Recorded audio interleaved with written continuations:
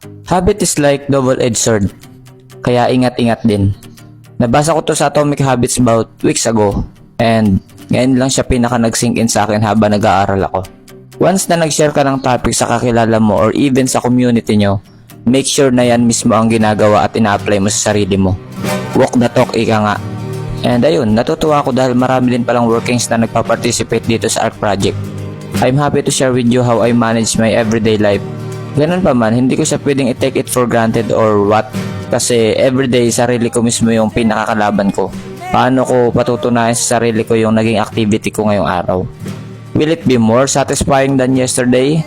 Kaya sa tuwing nagsishare ako sa kakilala or even sa ibang tao, winawarningan ko rin yung sarili ko na, bro, keep it up and build your character in the right way. And yes, ganun ko minamanage yung double-edged sword ng habit. Ikaw, paano yung sayo? Comment down below. And that's it.